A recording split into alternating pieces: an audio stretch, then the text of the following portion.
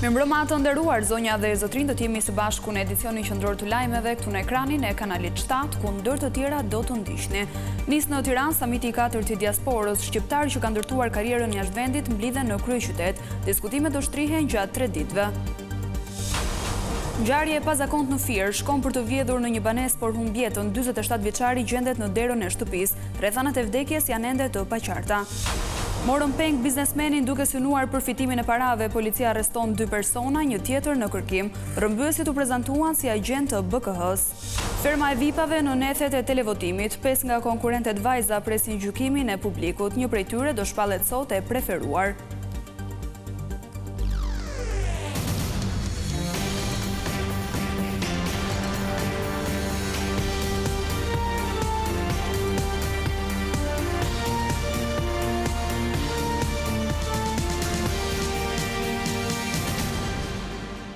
Vjojmë të njihemi më gjërësisht me zhvillimet kryesore të ditës.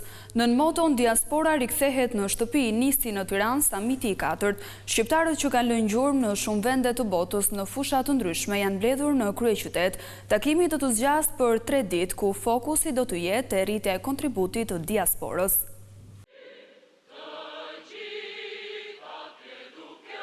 Tirana mirëpret edicionin e 4 të samitit të diasporës.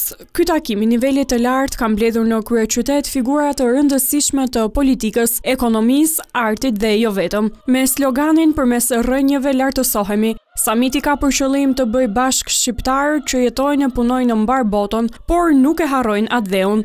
Aktiviteti do të zgjasë deri në datën 15 prill dhe është organizuar në 18 panele me një sër aktivitetesh të ndryshme.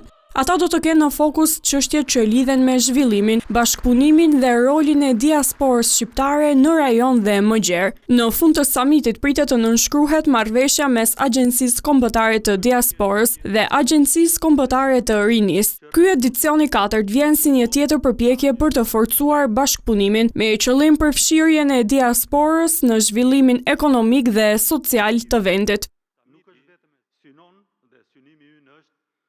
Opozita ka nisur përgatitjet për protestën e 17 prillit dhe në funksion të organizimit të tubimit, Sali Berisha mblodhi drejtuesit e degëve. Kreu i Partisë Demokratike përsëriti akuzat se Edi Rama me mbrojtjen e Belinda Ballukut bllokoi integrimin e Shqipërisë. Lideri i opozitës Sali Berisha mblodhi drejtuesit politik dhe kryetarët e degëve të Partisë Demokratike për të diskutuar rreth organizimit të tubimit të së premtes. Kjo është protesta e 7 që opozita zhvillon duke kërkuar largimin e kryeministrit Edi Rama dhe krijimin e një qeverie teknike që të çojë vendin drejt zgjedhjeve të parakohshme. Duhet të ngrihemi në mënyrën më të fuqishme në protesta. E lodhshme, raskapitse, por rrugë tjetër nuk ka. Dhe asgjë pa sakrifica nuk ndodh. Protestat e opozitës nisën në fund të vitit kaluar kur u bën publike hetimet e SPAK-ut, përrish numri 2 të qeverisë Belinda Balluku dhe tenderat e Akshit. Të dyja dosjet hetimore mbeten edhe sot në themel të protestës së opozitës dhe kryetari i Partisë Demokratike Sali Berisha pretendon se këto janë çështjet që kanë bllokuar edhe procesin e integrimit. Me gjithë telefonatat e tij, ai nuk ka arritur përkundrazi numri vendeve të cilat kanë kundërshtuar votimin e këtij raporti ka ardhur në rritje dhe jo vetëm kaq, por dhe numri i çështjeve që vendet kanë ngritur për Shqipërinë ka ardhur gjithnjë në rritje. Përtej protestave, Berisha e kushtoi jo pak vëmendje komunikimit të drejtuesve të Partisë Demokratike në rrjetet sociale. Sipas Berishës, opozitarët duhet shfrytëzojnë çdo hapësirë duke lajmëruar se edhe do të monitorohen për këtë çështje. Shumë herë është ngrit kjo çështje, por tani ne kërkojmë një kthes rrënjësore, kthes e cila për hir të vërtet duhet të them, siç do të vlerësohen parametra të tjerë, do jetë një nga parametrat që do vlerësohet. Statuset tona janë çështja e guximit tonë. Nisma e mazhorancës për referendumet sipas opozitës synon të mos lejojë mbajtjen e tyre. Oert Bylykbashi thot për Vision Plus se kuorumi i pjesëmarrjes dhe shumica për miratimin e një propozimi janë praktikisht të pamundura për t'u arritur. Për herë të parë një forcë politike Partia Socialiste ka hartuar propozuar zyrtarisht një listë të plotë për zhvillimin e referendumeve. Prej vitit 2000, referendumet rregullohen nga disa nenet vendosura në kodin zgjedhor, të cilat në fakt nuk kanë mundësuar zhvillimin e asnjë referendumi në Shqipëri.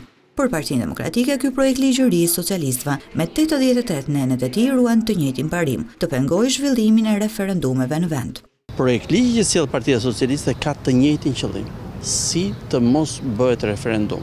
Drafti socialistëve për vlefshmërinë e një referendumi merr si pikë referimi regjistrin kombëtar të zgjedhësve, ku janë përfshirë edhe emigrantët. E numri i zgjedhësve në total është 3.7 milion, të paktën në zgjedhjet e vitit 2025. Sipas këtij projekt ligji, që një referendum për të shfuqizuar një listë të jetë i vlefshëm, duhet të marrin pjesë 40% e zgjedhësve dhe të votojnë pro 30% e tyre.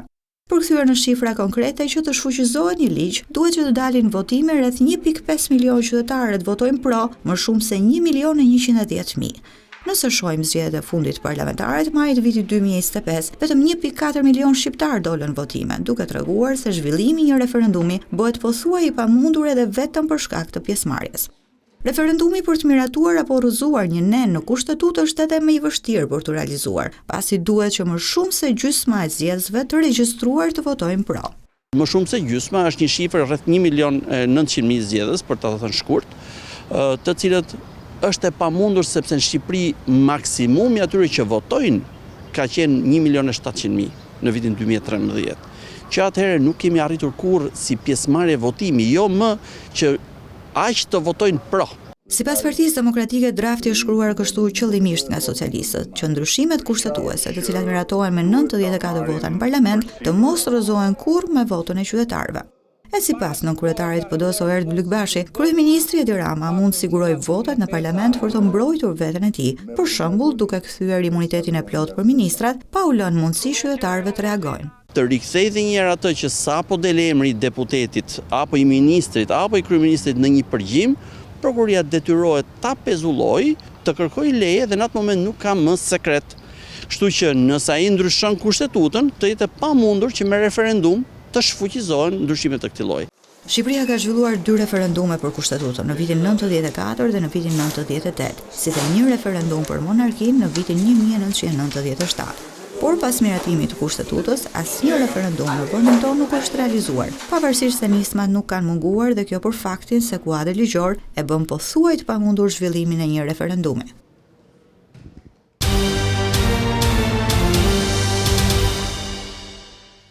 Një 47 vjeçar ka humbur jetën në rrethana të paqarta në Fier, teksa besohet se kishte hyrë në një banesë për të vjedhur.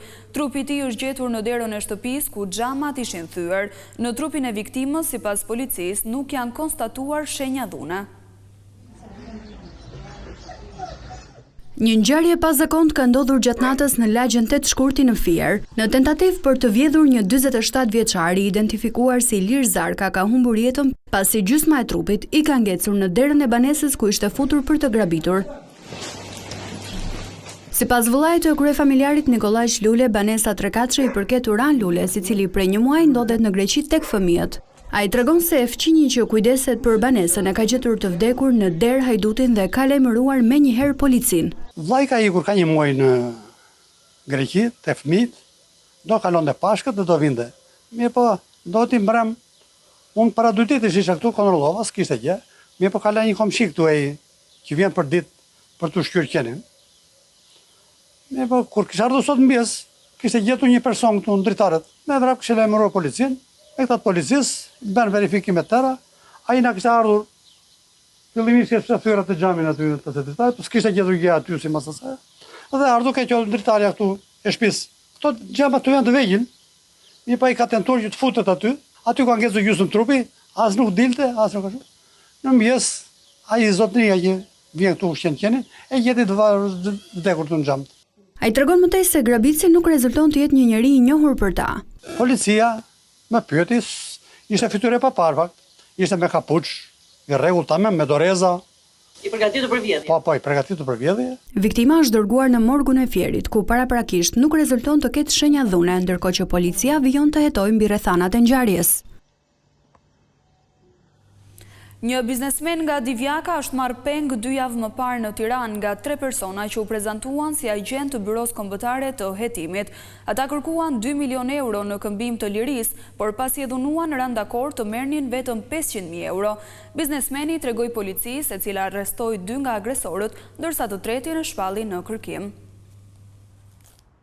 Jemi agent të BKH-s dhe duhet të vish me ne. Në këtë mënyrë janë prezantuar 2 vëllezërit Jurgen dhe Kevin Neza së bashku me kushuririn e tyre Hysen Neza, një 32 vjeçari, të cilën e kanë rrëmbyer dhe e kanë dhunuar për disa orë. 2 vëllezërit dhe djali i tyre Xhaxhait prej disa ditësh kishin planifikuar rrëmbimin e të riut biznesmen nga Divjaka, me qëllim për t'i marrë shumë të mëdha parash në këmbim të lirimit. Ata e kanë ndjekur për disa ditë me radhë 32 vjeçarin deri në momentin që ka qenë në një rrugicë dhe pasi janë afëruar janë prezantuar si agent të BKH-s dhe e kanë futur në makinë.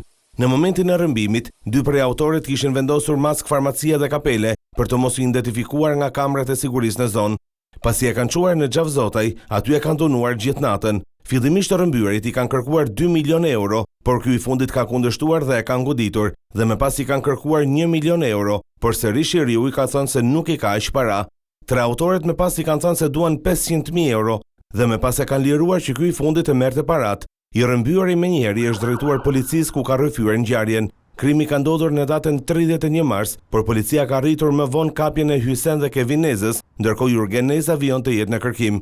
Autoret janë të njohur për policinë me precedent të mëparshëm penal për vjedhje dhe konflikte të ndryshme, madje njihen dhe si përdorues droge. I rrëmbyeri është një biznesmen nga Divjaka, i cili më përpara është marrë me call centera, por prej disa kohësh jetonte jashtë shtetit dhe vetëm përpara 2 muajve ishte rikthyer në Shqipëri. Prokuroria kërkon të zbuloj persona të tjerë që janë përfshirë në trafikimin e 485 kg kokain të përzier me ple kimik 3 vjet më parë.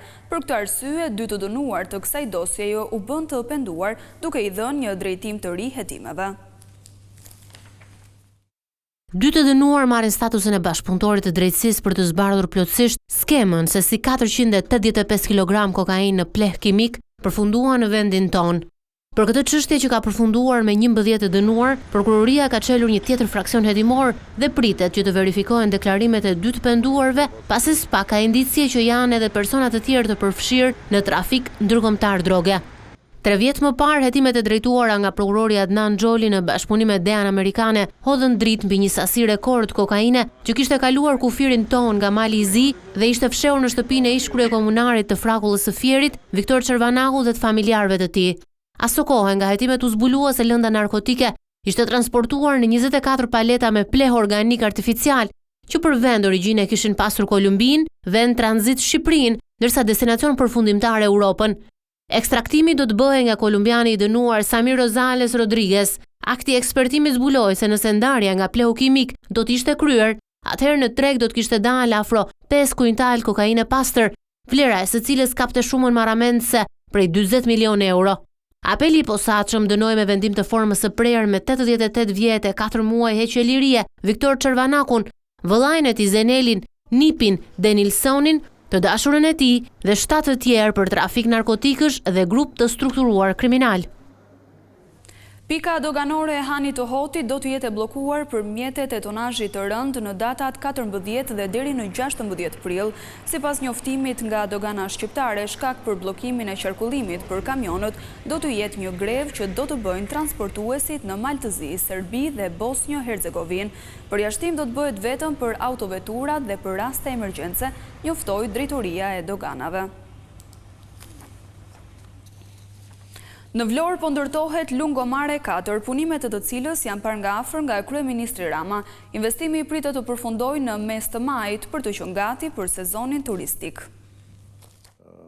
Ishulli i Sazanit nuk është shitur. Gjatë një takimi me operatorët turistik në qytetin e Vlorës, kryeministri Edi Rama sqaroi marrëveshjen me dhëndrin e presidentit amerikan Donald Trump, ndërsa shpjegoi se shteti shqiptar do të administrojë ishullin së bashku me kompaninë e Kushner. Kjo është e pavërtet. Ne nuk e kemi shitur dhe nuk e shesim ishullin sepse Sazani është pronë e Republikës Shqipërisë, do të mbetet pronë e Republikës Shqipërisë. Republika e Shqipërisë, shteti shqiptar do jetë pjesë e kompanisë së përbashkët që do të investojë dhe do të administrojë ishullin. Kështu që edhe në këtë pikë, domosdoshmë si thua, shqiptarët janë të përfaqësuar nga shteti në këtë iniciativë. Gjatë takimit, kreu i qeverisë paralajmëroi operatorët turistik për të mos abuzuar me çmimet gjatë sezonit. Nëse Vlora do të marri njollën e vendit ku ti paguan më shumë se sa çfarë të ofrohet dhe ku ti paguan më shumë se sa ç'mund paguash duke shkuar në Greqi, duke shkuar në Turqi, duke shkuar në Kroaci, juve i keni bërë gropën vetes. Kryeministri foli gjithashtu për nevojën e më shumë marinave, si dhe hapjen e të tjerave hapësirave për parking. Rama tha se jatet e anijet sjellin rritje të ekonomisë së vendit, prandaj dhe nuk vendoset për ta taks nafte. Çfarë do të thënë kjo që nafta për jahtet është pa taks, nafta për makinat është për taks? Po patjetër, po pa diskutim fare, sepse nga ato jahtet ekonomia jon fiton, ndërsa nga ato makinat mjedisi ynë ndotet. Mos shikoni çdo hapësirë për pallat, se nuk mund të mbushim lagjet me pallate, po shikoni hapësira që janë të kthyera, janë midis pallateve, apo janë pranë pallateve, bëni marrëveshje me pronarët dhe bëni parkime. Takimet në Vlorë, Rama i përmbylli me asamblenë e Partisë Socialiste në qytetin Bregdetar, në kuadër të nismës turi për Shqipërinë.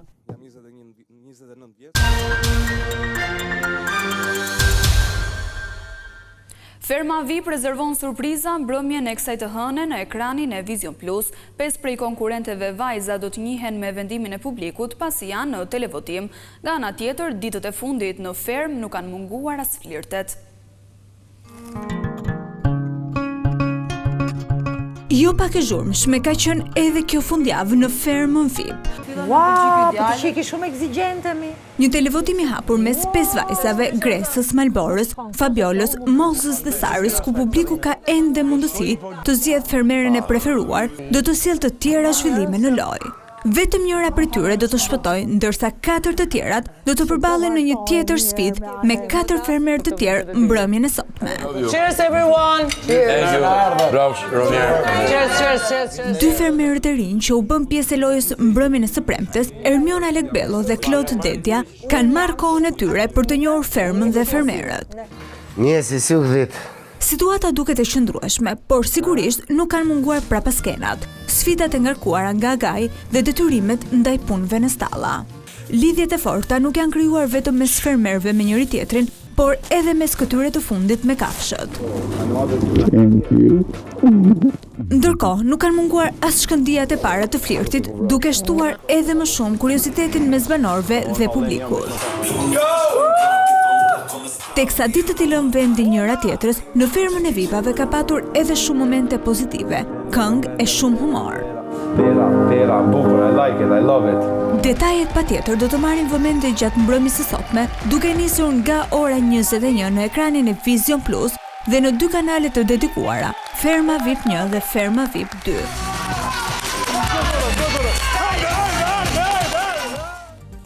Kjo ishte gjithçka e përgatitur për këtë edicion informativ. Unë ju falenderoj për vëmendjen. Bashkë mirupafshim.